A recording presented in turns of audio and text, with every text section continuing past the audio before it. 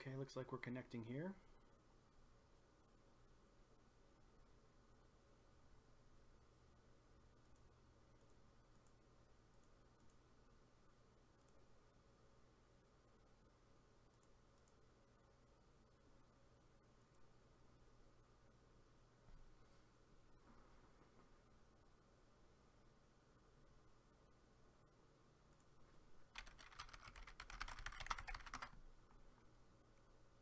What's up, YouTube? Looks like I'm live. So hello everybody.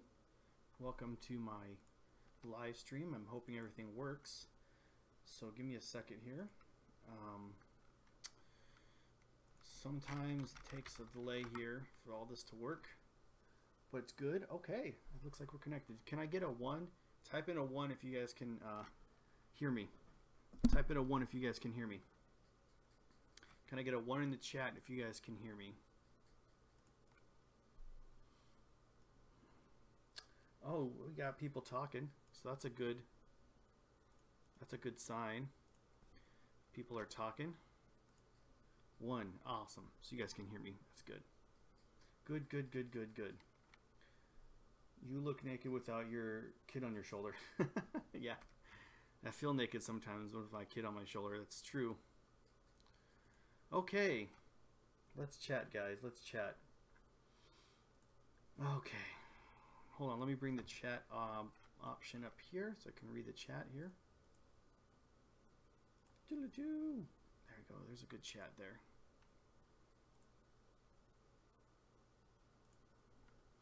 Okay, guys, I think everything is set up. Set up. Okay, so first off, the bad news first. Found out today that my grandfather has cancer in his lungs, and the way he found that was he went into the hospital with what he thought was pneumonia. He was having trouble breathing. He's running a fever. Okay, can barely hear. Move the microphone closer. See if that works. Can you guys hear me now? Is this volume okay, guys? Type a 1 if this volume's okay. Awesome. Yes.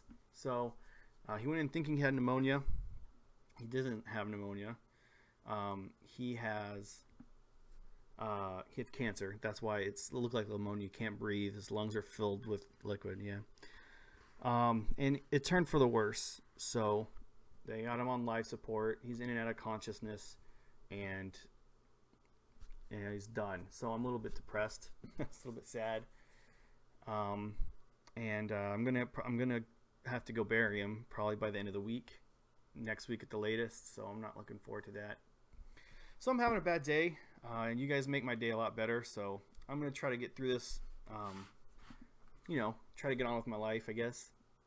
When you're depressed like this, you do the things you like the most to make you feel better. So I ordered a pizza, ate some pizza, and now I'm on a live stream. But first things first, guys. Let's take care of business here. Ready?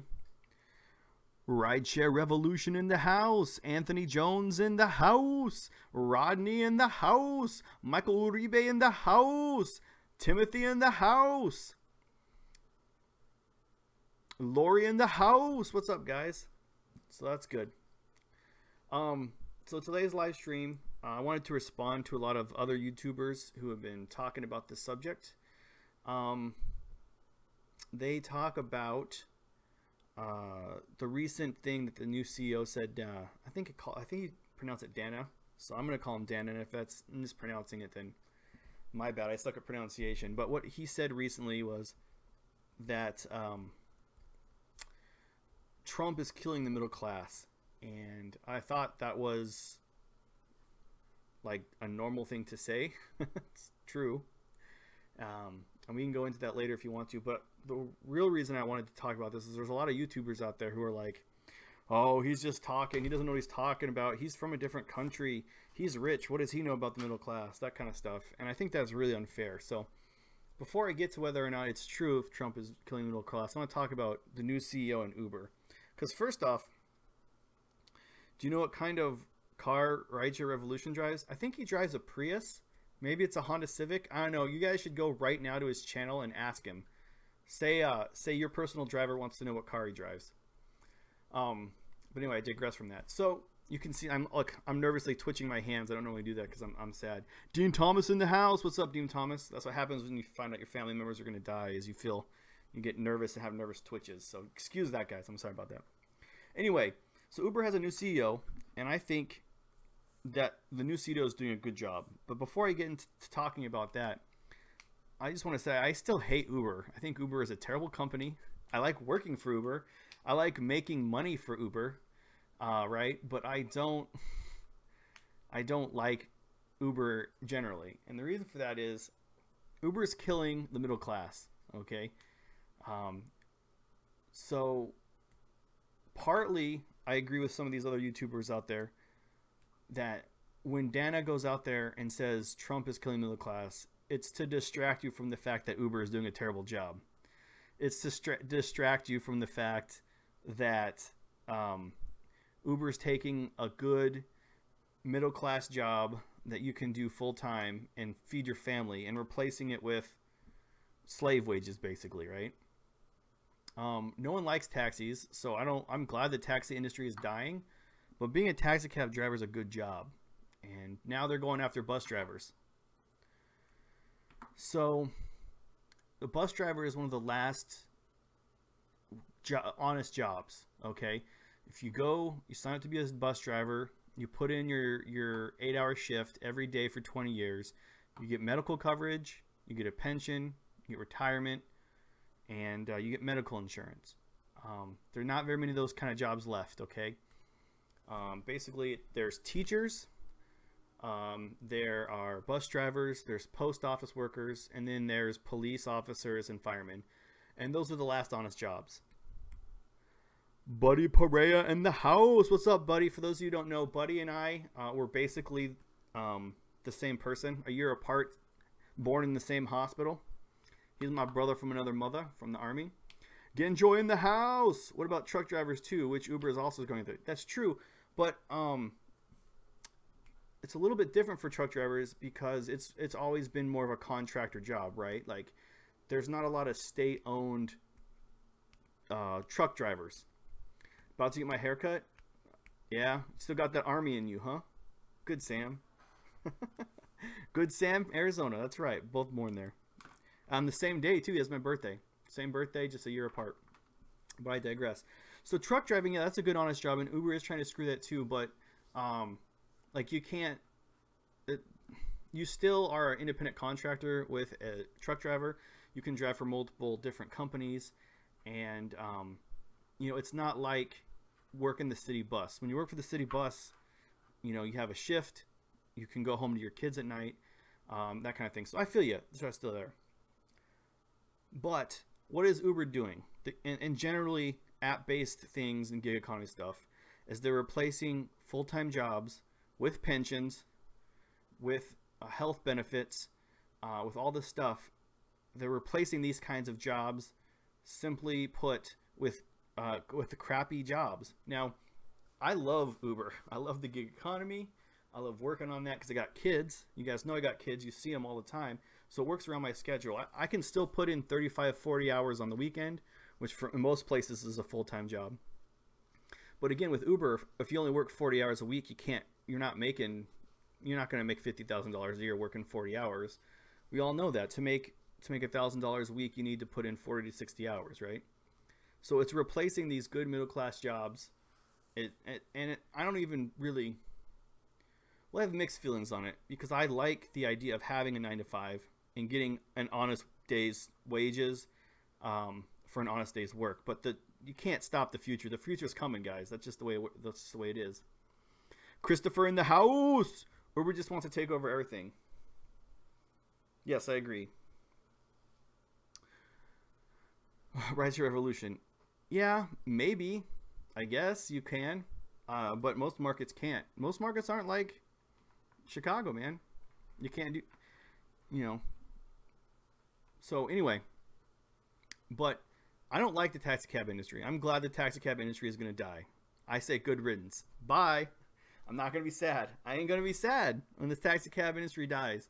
But those are good jobs that are gone. You demand, gonna get this high and tight. Yeah, can't get the army out you, buddy. Oh, my bad. Thought you meant honest jobs that Uber's trying to screw over. Yeah, no. Being a truck driver is an honest job. And yes, Uber is trying to screw that over. But I still think it's a different kind of job, right? Like, you can work for UPS, but it's still different than working for the post office. Working for UPS, you know, it's different. It's just a different type of job, even though it's in the same industry. So anyway, for you guys don't know, I'm just going to talk about how awesome Buddy Pray is. First off, Buddy, the coolest thing I ever did, or well, I didn't do it, but he did it with someone else because I declined, was get 2 chairs and sit on the intersection of 2 busy streets and then just drink a 6-pack, watching all the cars drive by and making nonsense. That's the kind of guy he is. It's awesome. Timothy says, ditto, death of the tax industry for sure. Yeah, I'm glad it's going to die. It's a corrupt thing, but the average worker doesn't own a taxi company. The average worker just drives around, makes their money, and goes home to their family, right? And that's gone, and that's sad. And what it's being replaced with is a job that has no job security. So if those of you who watched Drive Girl Drive's video today, and if you haven't, you should go watch it, you'll know that she was affected like thousands of others, that they are getting back DMV records that are incomplete. So Uber's taking them off of the platform until they get the complete DMV record. And so that means thousands of drivers today woke up, no violations on their record, it's just an incomplete record. And now they can't drive because they have no job security, because Uber isn't a secure job. There's no guarantee on it. There's no health benefits. So you got to go on the open market and buy health insurance out of your own pocket, which means you're not going to get as good as coverage, probably, because you're not going to be able to afford the premium coverage. There's no retirement in Uber. There's no 401k. There's no vesting option, right? Uber isn't matching your 401k dollar for dollar like a lot of companies are. So the bedrock of the middle class is being destroyed by gig economy platforms, and maybe that's good. I don't want to talk about that. I mean, it's possible that everyone works 5 or 6 different jobs for 5 or 6 different companies. They make more money, there's more cash in their pocket, and they're happier. That's a possible future, but it's really unstable. So anyway, that's my take on Uber, as I really think Uber is destroying the middle class, and you know, we can't really stop them. It's going to happen. There's nothing we can do about it. Timothy says, yes, here in Milwaukee, prior to the city lifting the cap on taxi cabs, it costs $1,200 per week to lease a cab. Yeah, I mean, but yeah, that's, and I don't even want to get into the whole, you know, what do they call it, medals, whatever the thing is. You know, you put the medal, like taxi cab medal or coin or whatever it is, a medallion. That's right, the taxi cab medallions. That whole system is even more corrupt. So it is what it is. So now that's where we are. But now let's talk about the CEO of Uber, the new CEO. The new CEO recently said, yes, thank you, Madonna. Yep. The new CEO recently said that Trump is killing the middle class. And so this is what all the YouTubers are talking about. So that's true. I mean, I don't see how you could objectively look at what Trump did last year and say that it helped the middle class in any way. Juan Informal TV, what's up, man? Juan in the house. Welcome to the stream. So let's just look at his marquee policy. He only got one major piece of legislation passed, and that's tax cuts. Middle class got tax cuts. The poverty line got upped, so more people don't have to pay any taxes because the poverty line went up. And then major corporations got taxes. So everyone's kind of happy right now. The problem is that in 2 or 3 years, all the middle class taxes are going to be ended. They automatically end after a few years, and all the corporate taxes stay. So long term, they're screwed, man. Frank in the house. What's up, Frank? So I don't know how you can look at that and say that's helpful to the middle class, right? And if you look at, you know, just the carrier For example, for those who don't know, he gave a bunch of tax cuts to carriers so they would keep 1,500 jobs in the U.S. instead of going to Mexico. Well, carriers shipped all those jobs to Mexico anyway, and they still got the tax cuts. Hold on, my kid woke up.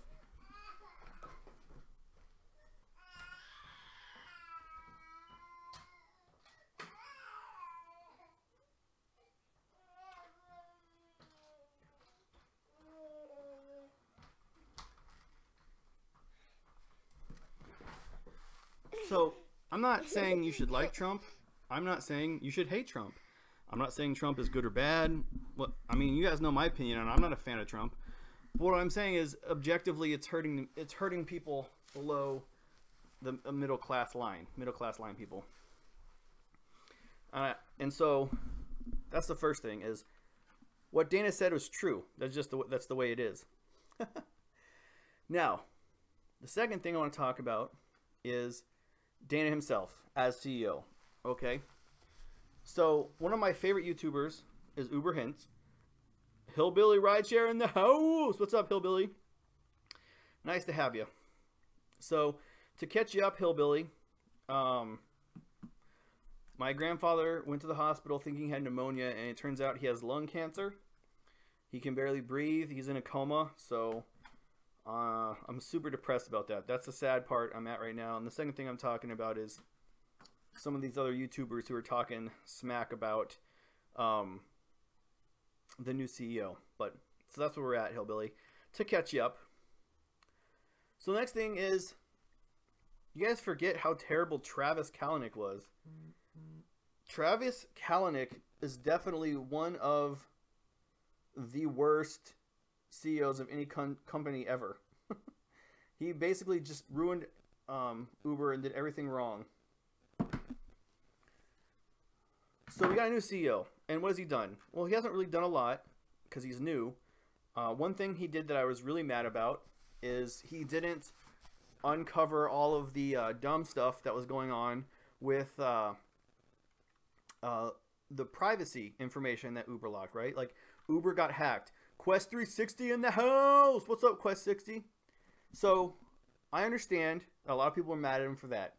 He's a new CEO. He came into a giant mess, and when he realized that Uber got hacked and personal information was stolen, that should have been the first thing he did as CEO, is release that information.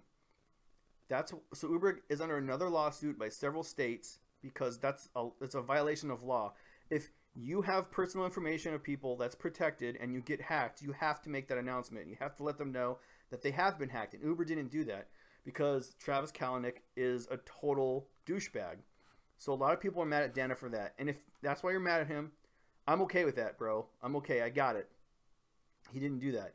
That being said, he got an entire list of scandals that was like pages and pages long, like 1, 2, 3, 4, 5, 6, 7, scandal after scandal, sexual harassment, illegally tracking police officers, upfront pricing being illegal, treating independent contractors like employees, like in all these lawsuits that are following it. I mean, just thing after thing after thing. Is I think you can't blame him for not getting to the hack as fast as he did. Maybe that's making excuses for him, so maybe I'm wrong, but I'm not too upset about that. Oh, Timothy, thank you very much, man. I appreciate it. Yeah, prayers indeed for my grandfather, but he's done. They can't treat the cancer. It's too far along, and he's too sick. So it's just a matter of how long he's going to be able to breathe for before he's done. So this is what it is. He's a good man, so I'm looking forward to him. So anyway, I understand he did that. But let's look at everything else he did. Objectively, first off, as much as you can, because I actually like the guy. Full disclosure, I'm from Seattle. He's the former CEO of Expedia. Expedia is a company in Seattle and has a really good reputation. So if you're from the Pacific Northwest, Costco and Expedia are both like really, really well-respected companies in Seattle that people locally like. So maybe I have a bias for him because he comes from Expedia and that's a really well-respected company there. So that's my biases. So maybe I just want to let you guys know that, to be honest. But now he's come in as Uber CEO, and what did he do? he was the first person from Uber to talk about tipping in a positive light in the whole history of the company. He went on a PR tour and he talked about ratings, how each pact has a rating, and how if you want to have a good rating, you need to tip your driver. So as drivers, we should thank him for that. Yes, Uber is still a bad company. Yes, they're dishonest. Yes, all this other stuff. You can't forgive all that. You still have to deal with that. But it's still better than previous CEO. Do you guys remember when Travis would go on like the Tonight Show or something? Bill Powers in the house. Thank you very much, Bill. Prayers to the grandfather and your family. Thank you. Yeah, so I have a lot of respect for my grandfather, but I don't want to get into that on the live stream. Maybe after I'm done getting through my thoughts, I'll talk about my grandfather more. But I digress. Anyway, so when Travis Kalanick went on like the Tonight Show or the Late Show Tonight with Stephen Colbert, and then there's a bunch of different late show stuff. When he was the CEO and he went on these things, he would say things like, "Man, it is great to not have to worry about tipping. Tipping is so hard and annoying to remember. You don't know who to tip. Should I tip this person? Should I tip this person?" And one of the great things about Uber is you don't have to tip. So that was the official position of Uber, is don't tip your driver. In fact, they actively worked against tipping. If you've been on the platform long enough, I know a lot of people are new, but when I signed on, you had to watch a series of videos. Well, you didn't have to, but you had it was suggested that you watch a series of videos. And one of the videos you had to watch was how to say no to a cash tip. That's what Uber's official stance was, is if someone was to give you cash, you were supposed to say, "Thank you for your consideration, but I can't accept this. Have a good day." Fuck that. I remember seeing that and was like, fuck that shit. I'm not going to do that. So we've gone from there to the CEO now saying, tip your drivers. So keep that in mind. That's a win for you guys. So, I mean, if that's fine. So that gave me a lot of credit where he is going on. Now, think about how hard it is to turn around real objects in real life, right? Like, say you're on a ship and you're going into the ocean. It's a big ass ship, and you're trying to turn it around. How hard that is, because the initial inertia is going east, and to go all the way west, how much energy you have to put into that. Well, it's the same thing in inanimate, like in pretend objects. Like Uber's a corporation. It's not an actual object, but there's still inertia going in one direction, which is to screw the drivers and the customers and put everything you can in your pocket. So to turn that ship around, that's a lot of energy. And he's just one dude. So I say give him a second chance. The second criticism I want to talk about that I hear a lot, not just from one person. So this isn't just Uber Hints who said this. This is a lot of different YouTubers I've watched say that. Now they're calling him Silver Spoon Dana. Aaron, this is from Timothy Wong. Aaron, I had a PAX. Hand me a tip on the down low like it was illegal. I guess I'm just trying to say the mentality of gratuity wasn't there. Yeah, no, for those of you veterans who've been on the platform a long time, people were confused about tipping because Uber was so against it. Abel in the house. Hi, what's up? Dude, like the cap. I was thinking about moving to California too. Just don't like Seattle anymore. It's sunny down here, man. I will move back to the Pacific Northwest. I really like the Pacific Northwest. But I'm telling you, in February, wearing shorts because it's 75 degrees out, it's nice. Oh, Nate's awake. You want to say hi, Nate? You want to say hi, Nate? He also says tipping has a direct correlation with rider rating. We don't see any tips until after we rate them.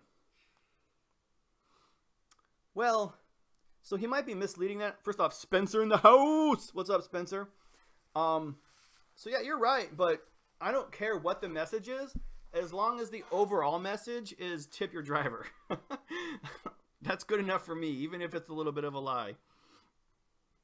Oh, you can see he's just woken up. He's a little out of it. Little cute guy. Timothy says, "What's up?" Okay, and it's the idea that he isn't the authority. Dana isn't the authority on the middle class because he comes from money.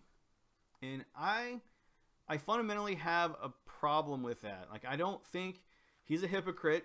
Just because you're rich doesn't mean you have to kick down people below you. If you're rich, you can still try to help out people who are poorer than you. Aaron, oh, DoorDash guy in the house. Aaron, what's the best change in the Uber 180 days change? Tipping, obviously. But I don't think that Dana was the one who implemented that. That was a project they were working on before. Frank says, Nate really likes hanging out on Dad's shoulder. Yep. Well, hey, man, I don't have all this beer gut belly for nothing. It's comes for kids. Timothy says, Aaron, tips can make a huge difference, you know. Yes, I know. I have entire long videos on just why tips are the most important part of rideshare. Abel says, cute kid, thanks. Appreciate it. Yeah, I like the message too. This is from Spencer. My opinion is that it came right when they really turned onto the upfront pricing to compensate for where the drivers are losing. Yes, so here's the thing. You can't give Dana credit for anything that happened before he was CEO, because he was the CEO of Expedia. He didn't have anything to do with Uber. He was an outside CEO that they brought in because of all the things that Kalanick did to screw up.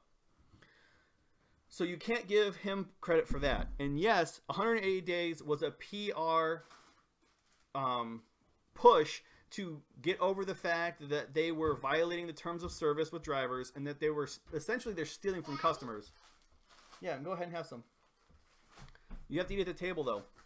Hey Aaron, Uber Pool Express will mess up our ratings. Don't take Uber Pool Express. Just ignore it. You shouldn't be taking Uber Pool anyway. I'm going to do Uber Pool Express probably on a live stream one day just for the fun of it. What are you going to do? Diversion. Yes. So anyway, you guys distract me with it in the chat sometimes.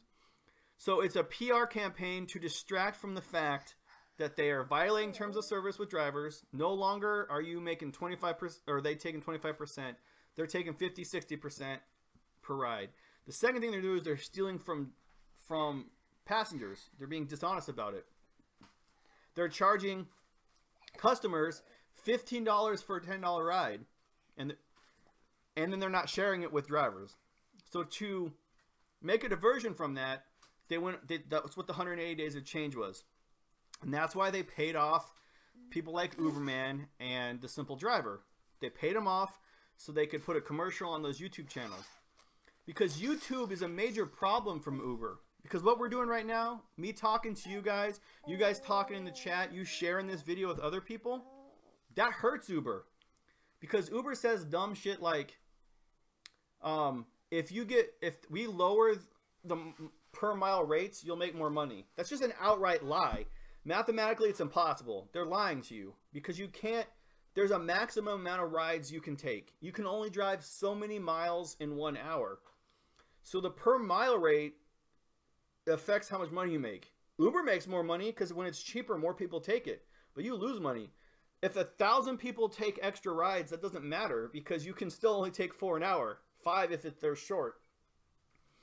So that's an outright lie, and Uber says stuff like that, and they don't get away with it because of the YouTube community, right? So YouTube's a big problem. That's why they had to pay off the bigger YouTubers. Frank says Uber will never raise rates as long as they have drivers hanging around waiting for a ping. That's not entirely true, too. And let me get back to what I was saying about Dana and what people like the Appreneur and Uber Hint said, which is that he has a silver spoon in his mouth, so he doesn't know what he's talking about. He's being a hypocrite. And then I'll talk about what you're talking about, Frank. I'll get right there. And so I can agree with you. So, Johnny, make sure he only gets the raisins, okay? He can't have peanuts and he can't have M&Ms. Okay? What'd I say? He can't have peanuts. You just dropped a peanut on the floor. He's about to eat it. Baby, I can't eat it? Take your headphones off. Sorry, my kid is being annoying. Nate can't have peanuts and he can't have M&Ms. He can only have raisins. And you dropped a peanut on the floor. So be careful. Sorry, my kid's trying to kill my other kid. Uber is a scam. There are so many new apps that you can make money on with less effort. I agree, Abel. Timothy says they have raised rates in the form of upfront pricing. That was what I was going to talk about later. So you're right, Timothy. We'll get there. But I can only do one thing at a time. It's just, I don't think that's being honest. So yes, he came from a different country. He came from Iran. And yes, he came from a family that has a lot of money. That doesn't mean he can't advocate for middle-class people. Why? It's like, just because you have money doesn't mean you can't talk about people who don't have money. So he can honestly have money and say that it's killing the American dream. And I guess the next thing I want to talk about, Jeff in the house. Oh, Todd's in the house too. Todd in the house. What's up, guys? Is what is the American dream, right? So a lot of people think the American dream is the ability to make a lot of money, right? Dream big, Hollywood. If you want to be on the silver screen and you work hard, you can do it. And that's part of the American dream. But the American dream has always been about bettering itself, becoming something better than you were. And there's a financial part to that, right? So if you were born poor, the ability to get to the middle class. If you're born in the middle class, the ability to get into the upper class, right? That is part of the American dream, is improving yourself. But it's not just financial, okay? Since the very beginning of the country, it's about being the term that was in all the founding documents was a more perfect union, right? So yes, as a citizen, it's having more money. But it's also about taking care of your neighbor. It's about taking different cultures and integrating it into itself. We've always been a nation that takes different point of views and smushes them together and comes out with an American version of it, right? Like Taco Bell isn't Mexican food, it's American food. Do you know what I'm saying? Tex-Mex, that's not Mexican food either. That's Texans' versions of it. I know those are just food. You can do everything. Chinese food, right? Panda Express isn't real Chinese food. It's an American version of that. That's just food. But it's also as a community. And so when he says that Trump is killing the American dream, I think Uber Hints is correct that he is talking more about Trump's immigration stance. Less about financial and more about immigration, because Trump doesn't want people coming into the country, right? And this is hard for people to hear, but you have to allow them. That's what the American dream has been since the beginning, is open borders and helping those who are less fortunate, right? Give me your tired masses and stuff like that. So what he's talking about is he can't come in today's society in the United States. His family can't come from Iran and make money here. And it's bad for the country, man. Because if the United States doesn't take these kind of people, then someone else will. Think about this. 40%, so 40% of the top 500 companies in the United States are immigrant owned and run. Okay? So the people who own the companies are immigrants. And if we aren't making money in our S&P 500, Europe will make it, right? The Asian markets will take them. No. So when we exclude people from the American story, we're destroying the American dream. And that hurts us. Because in your brain, you think, oh, well, the more people who immigrate here, the more competition we're going to have for jobs. But that's good. Competition is always good. Monopoly is never good, man. And if you compete with someone who comes from another country and you lose out to that person, maybe instead of being mad at them, you should look at yourself and ask, why? Why did you lose your job to that foreigner? Maybe you should work harder. I don't know. Maybe you should learn another language so you could be bilingual. Maybe you need to go back to school. I mean, it's a free market, man. The free market has double-edged swords. Free market means better for consumers, but it also means competition. And in competition, people lose sometimes. You know, all of us are gig economy workers. We like the ability to be free agents and go where we want to. That also means other people might be better at us than at something. I don't know. That's the American dream he's talking about. So I just want to get off that my chest because I think that it's, you know, it's dishonest, in my opinion, to discredit Dana for what he said about Trump killing the middle class because he's foreign and because he's rich. It's not an argument that you can make because he's not what he's talking about. And if you're being honest with yourself, he's right. When you restrict immigration, you restrict the American dream. That's just the way it is, man. Anyway, I'm going to go back to these comments and talk about them. Oh, first off, welcome, Steve. Steve in the house. What's up, dude? DoorDash guy says, I watch Ride with Peterson channel and got 5 rides in 12 hours, and he drive Uber Black. Not good if you spend a $100,000 car. Okay, so I'm not exactly sure what you said, but yes, sometimes it sucks to do that. Uber girl Paula in the house. Uber girl says, hey, Aaron, just tuned in. Hey, Paula, welcome to the stream. So my grandfather is in the hospital. He has cancer in his lungs. He thought it was pneumonia. They did x-rays. It's cancer. He's unconscious. He's barely getting any oxygen. So sometime in the next couple weeks, he's probably going to go. That's why I'm depressed and I'm having this live stream today. So welcome. Sorry about the bad news. Ava says, I totally agree with you. Quest 360 in the house. Quest 360 says, Trump does not want illegals. That's not true. He doesn't want any immigrants. Every time you hear the word chain migration, realize chain migration is legal immigration. So every time Trump says we need to eliminate chain migration, what he is literally saying is, I don't want legal immigration. It's called family reunification. So if I marry an immigrant or an immigrant gets a visa to come here and work, chain migration means they can bring their immediate family. So if someone from India comes to Seattle and they're going to work for Amazon.com, they're going to be a tech person. Type. When they get there, they're allowed chain migration to bring their immediate family. So when they're working for their 3-year contract with Amazon, they can be with their family. That's chain migration. That's legal immigration. So when Trump wants to outlaw chain migration, he is trying to outlaw legal immigration. Second thing, when Trump decided to use an executive order and eliminate the dreamer status, he killed legal immigration. Those kids were legally in the country. We collectively decided to legalize their status. So when you get rid of dreamers, you get rid of legal immigration. Those are not illegal immigrants. Those were legal immigrants. It's like giving someone a green card and then taking the green card away. It's the same thing. So it's not true. It's not just illegals. It's legal immigrants who are here legally in the country that he's trying to get rid of too.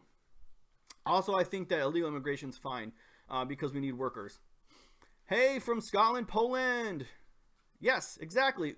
Exactly. That's exactly what I'm talking about. Abel, yeah, I'm sorry to hear that. Quest 360 says we can disagree with that. And that's fine. No, DACA are legal. They were brought here illegally. And then we collectively as a country said, if you don't break any laws, if you own a company or you go to college, you're allowed to stay here legally. DACA is legal immigration. So, yeah, Miss G in the house. So, you can't say DACA are illegal immigrants. That's not a thing. It's like saying someone who has a green card is an illegal immigrant. No, if they have a green card, they're allowed to work because we collectively decided we need people to work in this industry. So here's a green card. It's temporary. If they overstay their green card, then they're illegal. But while they have the green card, they're legal immigrants. So if you're a dreamer, you sign a contract with the United States saying, hey, I was brought here illegally. I don't know Indian or Spanish. I don't know Korean. My parents brought me here. I only speak English. I only went to a U.S. school. So because of that, you can't deport me to that country. I don't know that language. I don't live there. I didn't go to that school. Also, I own a business. Also, I'm in college. I've never committed a crime. I'm in the military. Remember, DACA members were allow you to join the military. And so when you say, well, well, now I'm going to get rid of DACA. You're all illegal again. You're taking away their legal status. You're pulling the rug out from under them. So I don't even talk about that. And you can disagree, and that's fine, but that's just factually inaccurate, your position that DACA are illegals. Anyway, so I just renewed every 10 years. You're right. And I'm glad that green cards exist. Uber Girl Paula, I'm glad you're here. I think you contribute to our country, and I think that we should make you feel as welcome as possible, because your perspective, it makes the country better. Having people like Uber Girl Paula here working her ass off every day trying to make a living makes the country better, and people like her should be allowed to stay. And when you eliminate her opportunity, you eliminate the country's opportunity. If you just kick Uber Girl Paula back to Scotland and say, get out of the country, you don't belong here, it makes the country worse. Like, why do you want that? She's not committing crimes.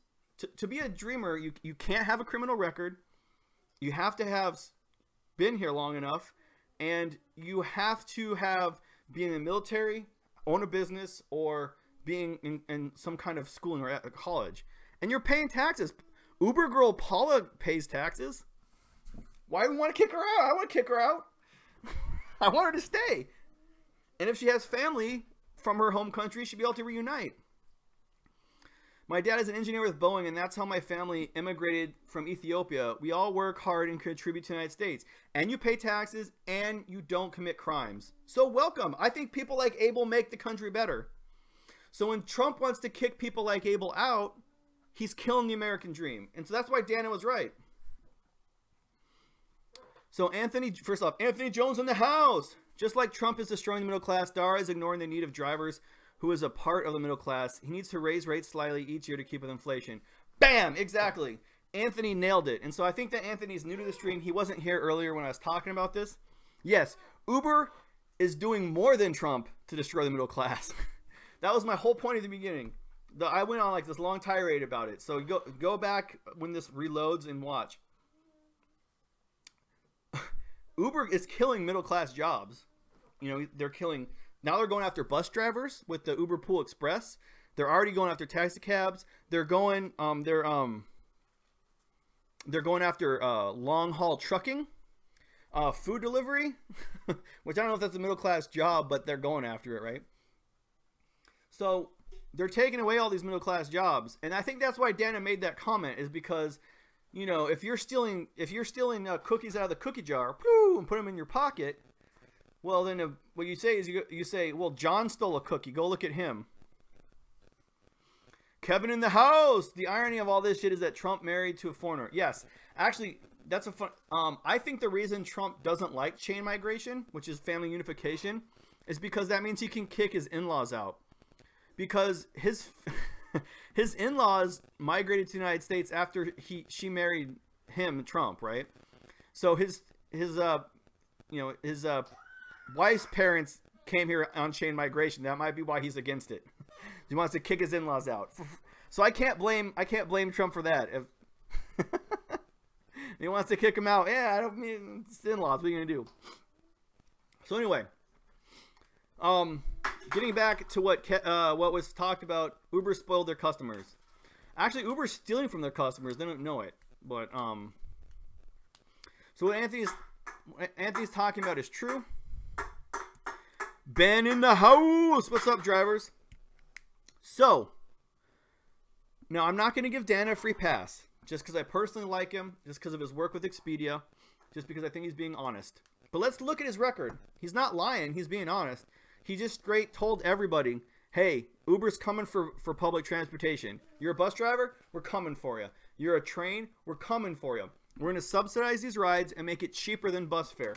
We're going to make Uber so cheap that you owning a car is too expensive. Quaker in the house. What's up, Quaker? He's being honest. That's more than Kalanick was. Uber's always lie to you. So this is the last thing I'll say about that, and I'll open the floor to other stuff.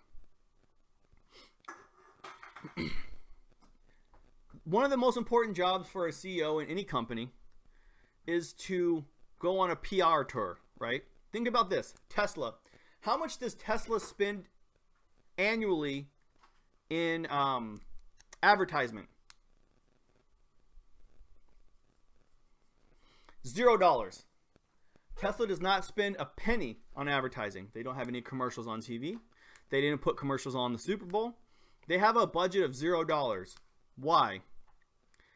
Because this CEO of Tesla, Elon Musk, goes on PR tours and as a CEO, and that's what he does, man.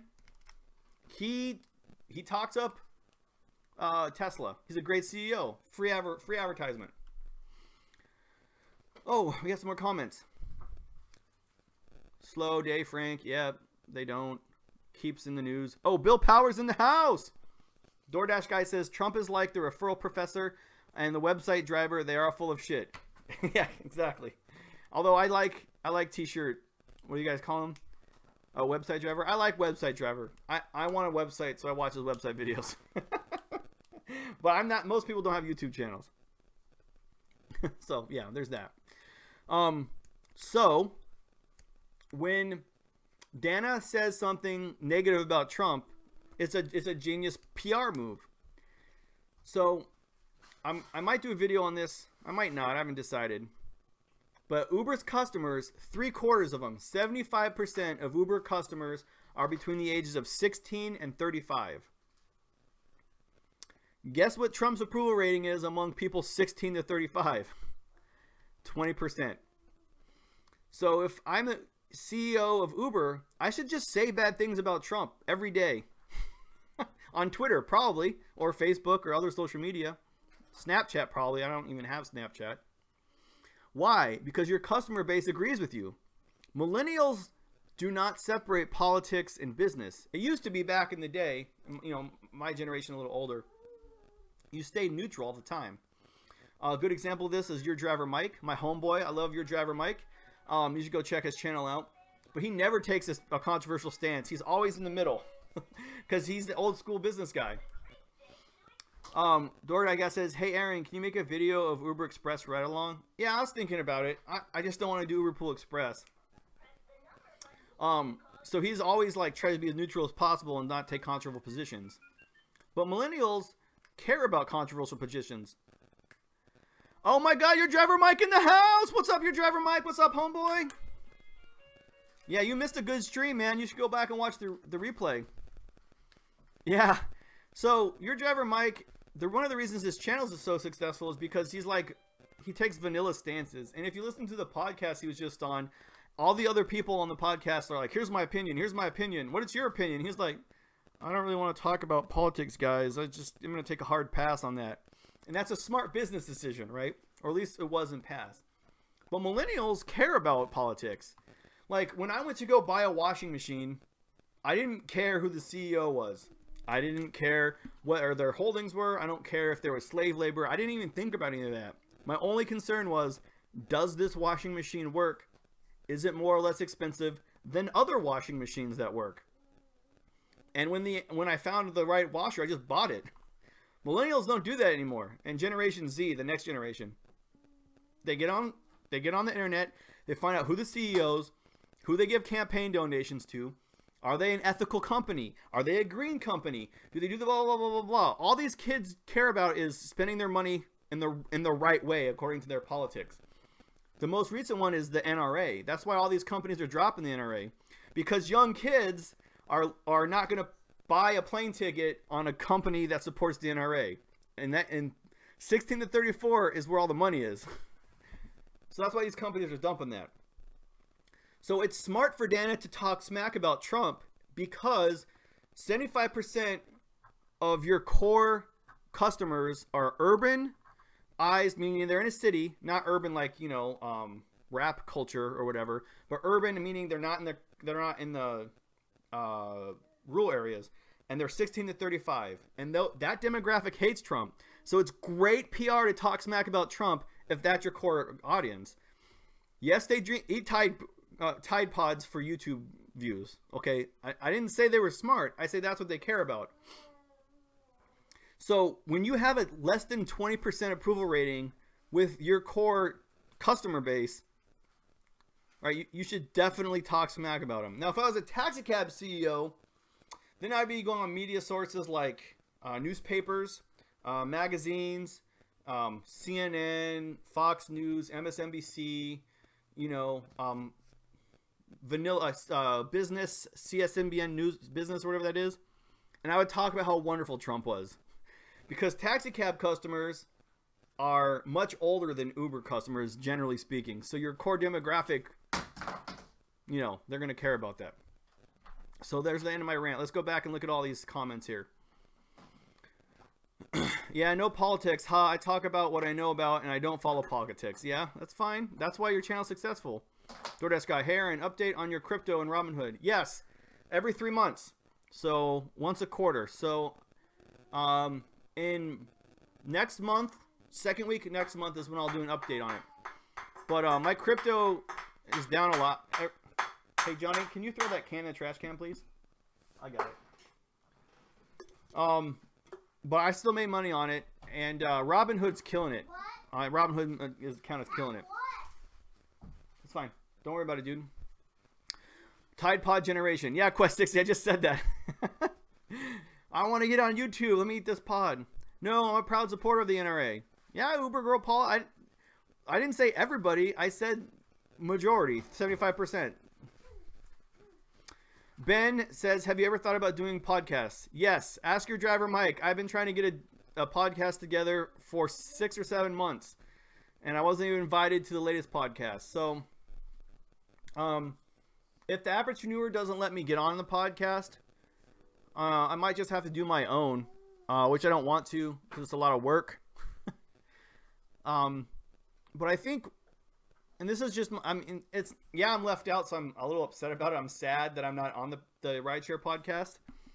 But I think it's important when you do a podcast to have different opinions. You know, that's what makes for a good conversation. And I really like the podcast of Drive Girl Drive, Your Driver Mike, The Apportuneur, and Uber Hints. Because those are 4 of my favorite YouTube channels. Like, I watch all those guys. I've watched them for years, right? But they all agree. Like, my opinion is thing A. What about you, Uber Hints? Yes, I agree with thing A. What about you, Drive Girl Drive? More or less, I agree with thing A. What about you, Your Driver Mike? What do you think? Yeah, I pretty much agree with thing A. It makes for a boring radio show. If I was on that podcast, let me tell you what, guys, this last podcast they had yesterday would have gone a lot different, because my opinions are a lot different than that panel's were. In fact, that's one of the reasons I'm doing this video. So, it is what, you know, it is what it is. Plus, there's a lot of good YouTubers out there that would make a really great podcasting panel. Your Driver Mike is always good, but he's already doing it, I guess. But then there's Ed the Savage Scientist, there's Rideshare Revolution, there's Terry Tips. I mean, there's a lot of really good people potentially to do a podcast with. So yes, I'm thinking about it. I don't even know how to make it a podcast off of after I did it on YouTube. So that's something I have to figure out how to do. Ghost Find says, you need to shave, bro. What? I need to grow out my beard. It's cold. It's the wintertime, man. I gotta save my face. Ray, don't be sad. Oh, first off, I'm sorry, guys. Ghost Find in the house. Ray in the house. What's up? Don't be sad. You're the man. Oh, thank you, Ray. Frank, do you know about podcast? What up, guys? A stream with more than one streaming.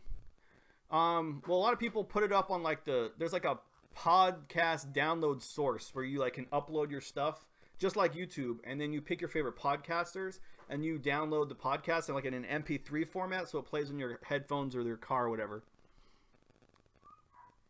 Your kid in the background wanders a lot. Yes, they're very active. Aaron, is your next PAX tip in the app last weekend Lyft? Did they tip? Yes. We'll find out. Which one are you talking about? You talking about that bitchy girl that I gave a 1-star to? You talking about on the actual on the live stream, right? That's what you're talking about, DoorDash? Let's find out. Driving history. I haven't even looked yet, so I don't know. That was Saturday, right? Because I drove on Sunday too. So let's find Saturday.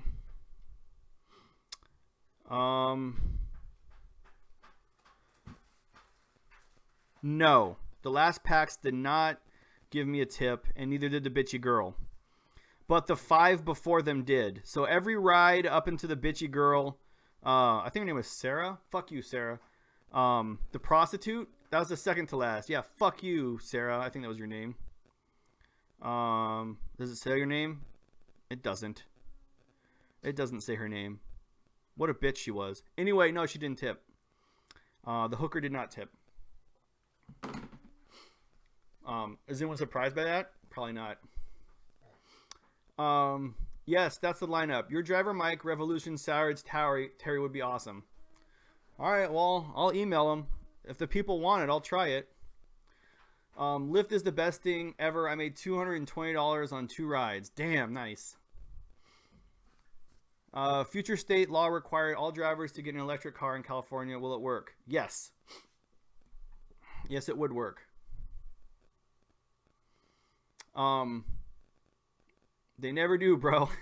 You know, I find that sex workers actually tip me quite often. I'm a pretty big friend of the sex work industry. So strippers and hookers actually usually end up tipping me a lot.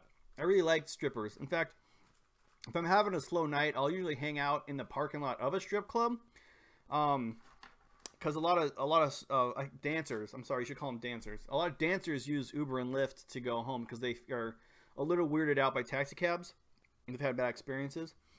So, and actually a couple of my regular customers in Portland were dancers. Because once they find out you're safe and you're not going to be weird and touchy-feely with them, and you're all about business, they tip you really well, and they use your services a lot because sex workers have a hard time in this society a lot of times. I got to go and watch that. Yeah, you do. She got the tip, lol. Well, yeah, it's her job. Girls tip most, guys don't accept rich guys. It depends. I think people tip for different reasons. I think guys probably tip girls more. I know I tip more often when it's a lady than when it's a dude. Maybe that's sexist, I don't know, but I like girls better than guys. So it's easier for a girl to get a tip from me. Oh shit, that was a sexual innuendo. I didn't even know it. Did you hear that, guys? It's easier for girls to get a tip from me than from guys. Once I picked up a stripper and she was counting all her tips and didn't tip me $1. Well, she worked hard for that with cash. Yeah, I hear ya. They can't handle the truth or are afraid Uber and other platforms will fire them. I'm not sure what we're talking about, Abel, but I in general agree with that. Rideshare Revolution says sexist. Well, yes, I'm a man and I'm a white man, so I'm racist and sexist. Hashtag hard truths. I try not to be sexist and racist, though. It's just I'm part of the oppressor. What can I say? I will tip you on the app. Never judge a book by its cover. Those are all important things to say. So Rideshare Revolution still listening. That's cool. Hey, Rideshare Revolution, do you want to start a podcast? My subscribers want me to do a podcast. Awesome. That's a lot of tips. So Uber Girl Paula made $411. So a lot of people think I'm joking when I say that, but that's actually not a joke. I'm serious when I say that. Like, I'm too real. Why? That's the kind of podcast I want to have. That's my channel, man. I keep it real on this channel. I don't lie on this channel. Yeah, all right. I'll have to come up with the time for it. I'll talk to Terry Tips. Are you still in here, your driver, Mike? I'll ask your driver, Mike. Get him in trouble with the Appertreneur. We'll steal him. I'm going to call it the Misfits Rideshare Podcast because we're all the rideshare drivers who didn't get involved in anything. I got $100 cash tip. Wow, on the 410 fare during the AT&T weekend. Nice. The kids got the headphones. He is so dope. Yes. Yes. I ended up getting him wireless headphones because he broke like 5 or 6 headphones with wires. He chewed through the wire. When I'm trying to do live streams, I make sure he's got his tablet and his headphones so he ignores me. So who else? So if you're watching this on a replay, guys, leave in the comments below what you want me to do. I'll ask some people to do it and see if they'll do it. Make it happen, please. All right. So here's the problem. I don't have any females, though. I really think that when you're wanting a podcast, you want as many different opinions as possible, and you want as many points of view as possible. So I'd want to get some diverse people from different parts of the country. And I want to get like Chicago. That's different, right? Atlanta. That's different. That's Terry Tips and RIDESHARE. Oh shit, Ryan in the house. What's the best you've ever done in one day delivering food? When I first moved here, Caviar was the first to onboard me, so I didn't have Lyft, I didn't have Postmates, I didn't have Uber, and I didn't have DoorDash. So when I first moved here, I only had Caviar to do while I was waiting to get onboarded with the rest of them. And I made about $150 in 6 hours the first night, which was a Saturday night, I did Caviar.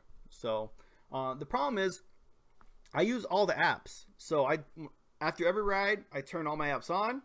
I find the most profitable ride, and then I turn off the other apps, take that one, deliver it or drive it if it's a rider, turn off all my apps, turn it off, turn all of them back on, and do the same thing. So it's hard for me to track what's the most profitable because I'll easily do Lyft, then Postmates, then DoorDash, then Caviar, then Postmates, then Lyft, then Lyft. So I'll check it out. But yeah, $150 I did on in 6 hours when I first moved here, before I got on board and everything else. I wish I could do food in LA. There's a couple of good LA food apps. DoorDash is one, and then Dash, is it called Dash? DoorDash is another one you can do. Check out UDM. He's in Florida. Cool dude, funny too. I'll check it out. Uber sent 140 request bonus. Now everybody is online and requesting is low. That's the point. Oh, Quaker Oak. That's the point. $300 in Caviar beats $200 in Uber Eats, but I work like 14 hours. It's brutal. I can't do food delivery that long. My kid's playing with his toy, so there's... Johnny, can you turn that off? That's fine. Is that bothering you guys to hear him play with his toy in the background? Okay. It's annoying to me. If you want me to turn it off, I can turn it off, but he's playing with it. Hey, Nate. You got the headphones on like a big boy? He wants to say hi, guys. He says, look, I got headphones just like my dad. I got headphones just like my dad. I couldn't do Uber Eats, getting in and out of parking, etc. Yes.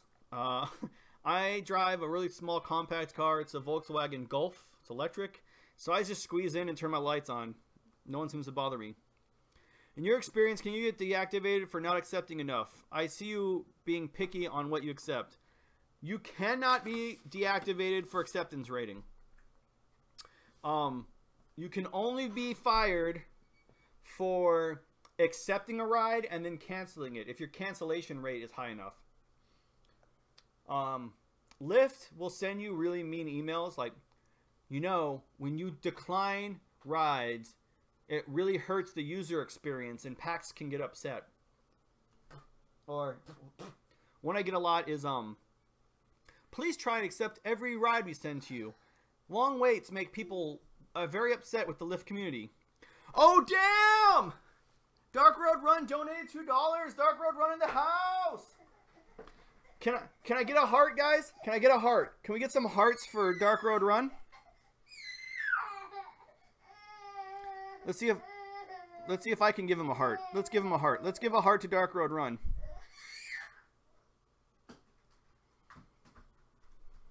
My kid's upset that I put him on the ground. You're making my kids cry, Dark Road Run. So here, let me get you an emoji heart. Let's get some hearts. Let's get some hearts in the chat, guys. Some hearts for Dark Road Run. Here you go, buddy. Heart. Bam. Found one. Found the heart emoji. Thanks, Dark Road Run. I really appreciate it. You want to come back, buddy? He wants to come back. He likes being on TV. He's like his dad. He likes being filmed. So yes, only take profitable rides. So always decline Pool. Always decline Pool Express. If you're in a surge area and you get a long ride from far away where there's no surge, don't take that one. Just remember, once you accept, not to decline. And if you have to, you can always accept and then just don't pick them up. I do that sometimes. So if you need a high acceptance rate for a quest or a bonus or something like that, and it's like half an hour away, because Lyft will do that a lot to you. It'll be like, you need to have 90% or higher acceptance rate to get like a $120 bonus. So what I do is, if they send me a request that's half an hour away, I just accept that request, and then I turn on Uber or Postmates or DoorDash, and the customer will eventually cancel on you. You can get on with your business. But you can't get fired for not accepting, only for quitting. Postmates kind of sucks. I get grocery orders on it. Oh, Quaker, I'm about to make your life way better. Oh, man. I'm thinking about doing this in a video, but I want more tips and tricks. I'm going to do a tips and tricks for Postmates video, but I need more tricks and tips. But I'm going to save your life right now, Quaker. This one is for you, buddy. Go into settings. Oh, damn! Abel donated through Super Chat too. Bam! Thank you, Abel, in the house. Thank you, man. I really appreciate that a lot. Oh, my kid's getting fussy. So Quaker, go into settings, and it will, and under the settings in Postmates, I think I'm gonna get him a snack. I'm gonna give him a snack, guys. I'm gonna give him a snack so he stops crying. I'll be right back.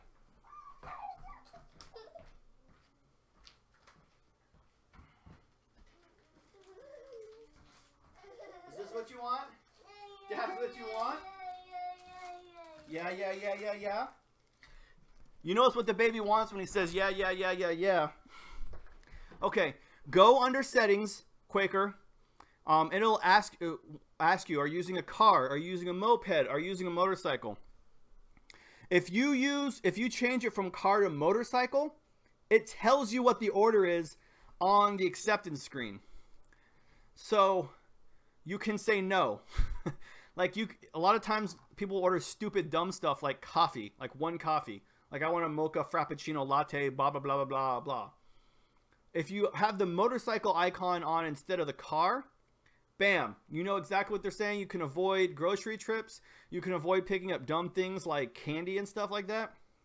Yeah, it's good. Abel says, most times on delivery platforms, I only get tipped from guys like 5% women tip me. Yes, Abel, DoorDash automatically adds a tip onto your delivery unless the customer goes into the order and manually deletes it. So that's why, so if you're having trouble getting tips on delivery, sign up for DoorDash. It's an automatic tip. Some more monitor money. There we go. That's right, guys. One of my monitors is dying. And so instead of buying just another monitor, I'm going to try to get an ultra wide so I can have, instead of two monitors stuck together, just one big monitor. DRR sending him that lunch money. That's right. Oh, all the hearts. Look at all those hearts. So you can literally have an acceptance rate of 50% or less and it won't affect anything, says Ryan. Yeah, my average acceptance rating in Seattle, if you go back and watch those videos, is under 50%. For a while, especially during high surge times, I had like a 25% acceptance rating. Yeah, Rideshare Revolution, I've seen the ratings less than 20. It's my opinion that if you live in an area that has Uber Pool, you should never, ever have a rating higher than like 40 to 50%. I mean 60% on a good day, because almost half of your requests are going to be Uber Pool, so just don't accept them. Cancel low rated packs. Yes, exactly. On my live stream, I always accept low rated packs because that is live stream gold. Nothing's better for a live stream than a terrible customer. I did that last night. I couldn't get home, so I just canceled. You can do that too. Abel, yeah, that lots of love. That's good. Thanks, Aaron. You're welcome, Quaker Oats. So now that we're done with that, let's give. What should we give Abel for his super chat? Let's give him something cool. Let me find some good emojis here. I'm gonna give him. What's a good emoji, guys? I'm gonna give him. Oh, let's give him something cute. I'm going to give him a panda. There you go, Abel. Super chatting me. You get a panda. Appreciate it. All right. Well, that was fun. You know, I'll give you 2 pandas. Thank you for each a gun. Thanks, Abel. Appreciate it. All right, guys. How long have we been online for? Over an hour, huh? That's a long time. Can I? Nice. So anyway.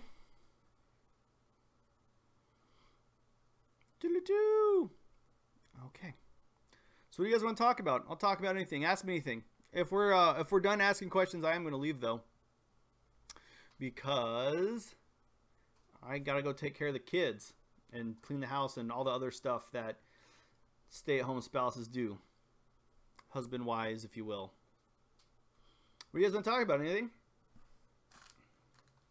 Still good for tomorrow? Oh yeah. So Dark Road Run's coming over to the place. He's going to be sitting right here. And we are going to do YouTube channel reviews. What's the name of the podcast? I have 2 ideas for the podcast. One will be the RIDESHARE rejects, because no one wanted us to be part of their podcast, so we got rejected. And then the other thing I was thinking of is the Outcast table. Maybe Outcasts rideshare. I don't know. What do you guys think? I really like the rideshare rejects because I think it's funny. Also, I'm feeling depressed because no one likes me. No one asked me to eat with them at lunch for the rideshare. Why does the people say I have a 5-star rating, but I only see 4.98? It rounds up. So if you have a 4.94 and below, it rounds to 4.9. If you have a 4.9 and higher, it rounds up to 5. So it's just easier. Outcast rideshare. I like rejects. Okay. The rideshare rejects. I don't know if Terry Tips is gonna be on that, because I don't know if he'll like that title, but I like him. So I vote to ban rideshare for 6 months in my area in New York, and was moved to March 6th, so I'm good for a week. Lol. That's a good one. The Breakfast Club for sure. Just kidding. Says Paula Girl. So all right. So if you're watching this on replay, guys, I guess we're gonna call it. We're going to call it the Rideshare Rejects, I guess. The Rideshare Rejects? Yeah, whatever. Podcast. And I'll start emailing some different people. I really want to get a female on. Because I think an all-male podcast will get boring. Boys tend to get out of line if there isn't a girl there. And then We'll see what I can do. Oh, anything else, guys? Ask me anything. Ask me a question. I think it's time to go. I got my point across what I was trying to say. My kids are acting all crazy. We mad, rideshare. Yep. All right, guys. So I'm here for you. Oh yeah, Paula will make our podcast sound fabulous. Because those of you who haven't heard Paula talk, she has a very thick accent. So those Scots, man, they got a weird accent, but I just get to wear lipstick. Yeah, I hear you there. Have a good one. Oh, just get DR out to wear lipstick. Brother, you're in my prayers as well. Thank you so much. It's going to be a hard time. Oh, yeah, my grandfather. I promised to talk to you about my grandfather. Okay. My grandfather's old school. He was one of those Catholic kids growing up. He wasn't Catholic, but I'm saying, like, he had a big family, like, I think 9 or 10 brothers and sisters. Grew up on a farm. He'll tell you stories about shooting squirrels and trapping rabbits so they could eat. He got a BB gun when I think he was like 11 or 12, so he could go hunting for small mice and squirrels and stuff like that. He knows how to make a squirrel kebab. He went to high school and also was a butcher in the local butcher shop, so he cut meat in the back. Obviously, there wasn't as much regulation back then. He joined the Air Force as a meat cutter. He cut meat for the Air Force. And then eventually, over the years, he grew up to be a food inspector. So he had an office. He spent 20 years in the Air Force. And then when he got out, he went to Arizona because they had a retirement community there building up at the time. Arizona was relatively new. It was cheap. And Arizona hired him as a food inspector there. And so he spent another 20 years inspecting food in Arizona. So 40 years of government service to this country. He was old school, so he was racist and sexist. He was a bigot because that's where he came from. That was his lifestyle. That's his generation. But he had the strength, internal strength, to change who he was, and he stopped being racist as much as he could. I mean, every once in a while, when you're raised racist, it's hard to completely get it out. But he honestly, he did. He tried really hard, and we had conversations about it. He really did a really good job about not being sexist. You know, he's married. Whoa, what's up, buddy? Oh, is your toy? Your toy's making you mad? It's not doing what you want it to do? He's mad because his toy isn't doing what he wants to do.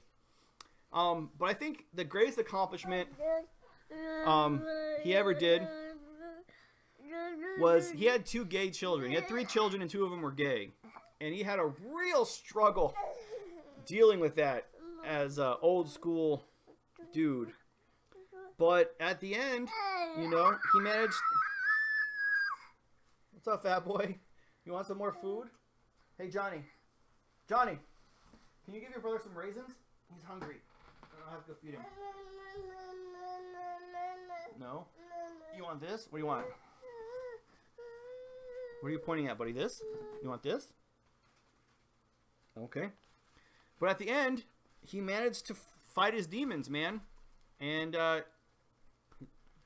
his gay kids he let him live with them and take care of him at the end and all kinds of stuff. So, to me, that's the hardest thing for any person to do, is change for the better when you have to. And he did, you know. A lot of people, when they face their demons, they close up inside. They double down and make the worst better. But my grandpa made the world a better place, man. He's an amazing man. So I'm sad to see him go. But yeah, he's not gone yet. He's just unconscious, and when he wakes up, he doesn't know where he's at, and he's lost vision, so he can't see very well, or anything. Well, some lights, doctor said he could probably see light.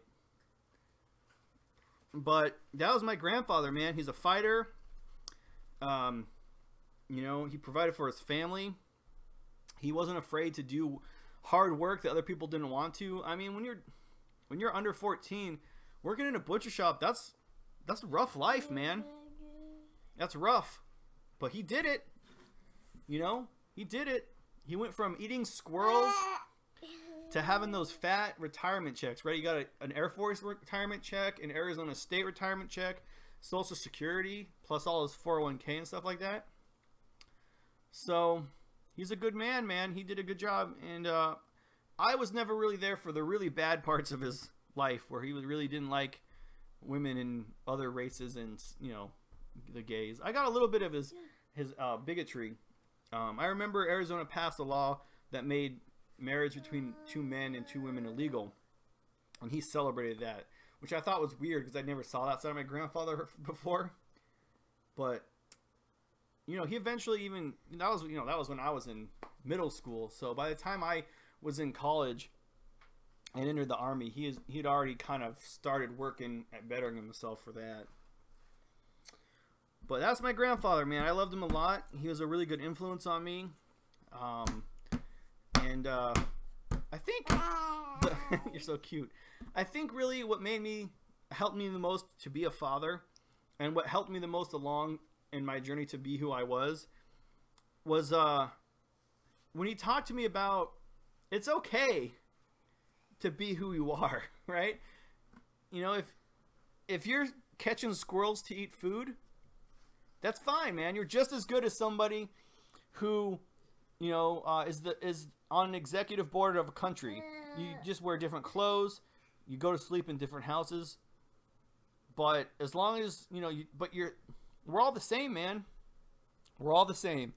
And it's okay. So don't be ashamed to be who you are. And if you have dreams and aspirations to be higher in life and wear nice suits and stop eating squirrels, then do it. Do that. Do that sort of stuff. But, you know, it's okay to be a butcher. It's okay to be a garbage man. It's okay to be a janitor. Because not everybody has the physical blessings to join the military. Not everybody is smart enough to go to college. Some people get into college and they drop out. They just can't do it. You know, that's okay. Some people try and fail, and it's okay to like I talked about earlier. It's okay to be a bus driver, man. It's okay to work for the post office. It's an honest job. And I think when he talked to me about that stuff, I think that's what touched me the most. It made me, it's okay. You know, especially as a kid in high school, you know, you're like, what college am I going to go to? What job am I going to do? Am I going to be a doctor? Am I going to do this? I'm going to be such a failure if I don't go to college and I don't get a medical degree or whatever the thing is you're worried about. And my grandpa really helped me. He was just like, it's okay, man. Hey, you know, there are people making $150,000, $200,000 for McDonald's. They started as a worker. They became an assistant manager. They became a store manager. Then they became an area manager. You know what I mean? So that's okay. It's okay. It's okay if you're only an assistant manager at McDonald's. You don't. If you work hard, you're gonna be assistant manager one day. If you work hard, you're gonna be a store manager one day. So just be happy with who you are. Just get better. And he talked to me about that a lot. He would say dumb cliches all the time. Dumb cliches like you hear, you know, like, Aaron, if you're gonna be a homeless boy one day and you're gonna be out on the streets, you be the best homeless boy there is. You make the biggest house out of cardboard and scrap together the best tent. Don't be just a regular homeless person. If you're gonna be a CEO, Aaron, you be the best CEO there is. Stupid stuff like that. And he was retired when I was in high school. He went to every single baseball game, every single football game. I mean, he was even there at a lot of my practices. So he brought a backpack with him. He brought a chair with him, and he'd just sit there next to the bleachers and just watch me. Just wanted me to know that he was there to support me. And one of my worst childhood memories is my baseball team was up, I think 9 runs, 7 or 8, right around there. Like, let's just say 9. Actually, let's say 10 for easy math. And then the pitcher loaded the bases, and so the coach brought me in to shut it down. And I didn't get a single out. There were 4 errors. 4 errors.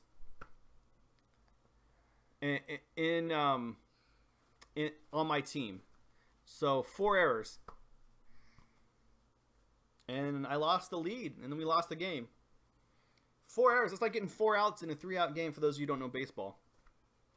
I was devastated. And I went, you know, I was young, so crying after the game like that, you might think is dumb. But for me, it was unusual. I'd never done it before. And I went and cried, and I said, I tried my hardest, Mom. I did my best. I couldn't do anything else. I got 4 outs. They just wouldn't catch the ball. I mean, balls went under kids' legs. You know, they bounced in their mitt and bounced off. Then they throw it over the first baseman's head and stuff like that. And my grandfather, he watched all of that, and I didn't go to my grandfather for comfort. I kind of feel like I should. And then he came to my practice. Okay, I'm gonna cry. He came to my baseball practice every day after that I had practice. Just let me know that he was watching me and that I was okay. So that's the kind of man he was. And you think something like that's stupid, like why is a kid crying over his baseball game? But it was important to me at the time. Oh well, I'm gonna read these comments and then I'm out. Oh wow, there's a lot of comments, huh? If only I could ask everyone for $1 every time they ask me where I'm from, I think I'd be a millionaire by now. Yeah, probably. Cosplay Central. This is so sad. It is sad, Uber Paul. It is sad, but it's what life. It's life, man. I bet, but I'll bet with all the maids in Japan, I could pick you out. Guess they're so weird. That makes us unique. That's true. True message. Aaron, the 411 Club, just spreading the info. Exactly. Always treat the people the way you want to be treated. Exactly. Exactly. It's okay to make an honest living. Yeah. Would you rather be a janitor or a custodian? What's the difference, Quaker? I don't know. Lucian in the house! It says, good video. Thanks, man. I appreciate it. Don't forget to subscribe. Subscribe, leave a comment, and a super chat. Okay. A great generation. I don't know about a great generation. They had some great things going on, but Bill Powers is a good man. He was a good man. So I hope I can take the best parts of my grandfather and leave out some of the worst parts. Like the racist, sexist, bigotry parts. I don't know if I'll be able to do that or not. I try so hard to not be racist and sexist, but sometimes you can't help it. It's just the culture around you saturates you in negativity. Think bad things. So that's another story for another day. Anyway, guys, I'm going to wrap this up. I got to take care of my kids. And tomorrow, 1 p.m. Pacific Standard Time, Dark Road Run and I are going to be doing YouTube rideshare reviews, son. So if you're a YouTuber who does rideshare, you better beware. Dark Road and I are coming for you. We're coming for you, and we're going to review your channel. So get your P's and Q's together. And I'll see you guys tomorrow, 1 p.m. Pacific Standard Time. Deuces!